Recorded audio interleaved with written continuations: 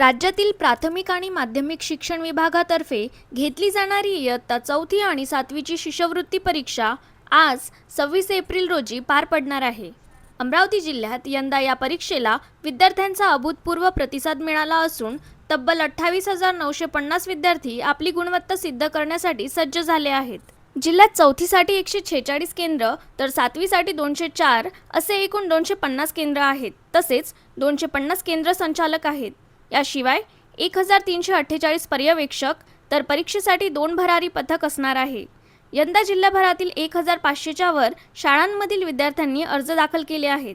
यात 4थीचे 17,559 तर 7वीचे 11,391 विद्यार्थी आहेत। ग्रामीण व शहरी भागातील शाळांनी या परीक्षेसाठी विशेष सराव वर्ग राबवले असल्याने यंदा निकालाची टक्केवारी वाढण्याची दाट शक्यता वर्तवली जात आहे।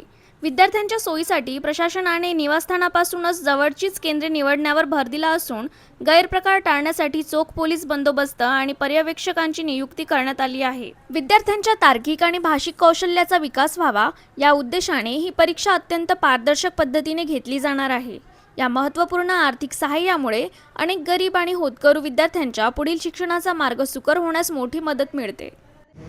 महाराष्ट्र प्राथमिक शिक्षण परिषद यांच्या प्राप्त मार्गदर्शक सूचनांनुसार यावर्षी म्हणजे 25-26 मध्ये 4थी आणि 7वीच्या शिष्यवृत्ती परीक्षा घेतल्या जाणार आहे। यापूर्वी 5वी आणि 8वीच्या शिष्यवृत्ती परीक्षा घेतल्या जात होत्या।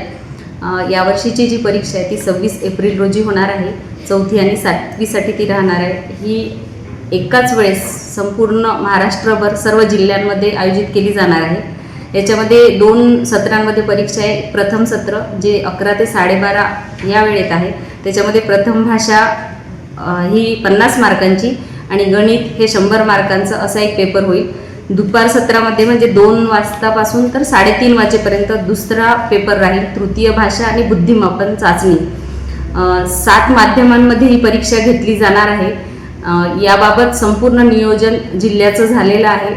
एका वेळेस व्यवस्थित पद्धतीनं सुव्यवस्थित ही परीक्षा पार पाडेल यासाठी शिक्षण विभागामार्फत संपूर्ण दक्षता घेतली जाईल। शिक्षणाधिकारी प्राथमिक माध्यमिक माननीय उपसंचालक यांच्या मार्गदर्शनाखाली ही परीक्षा उत्तम पद्धतीने पार पाडेल अशी अपेक्षा आहे। या निमित्ताने सर्व विद्यार्थ्यांना परीक्षेसाठी खूप खूप शुभेच्छा।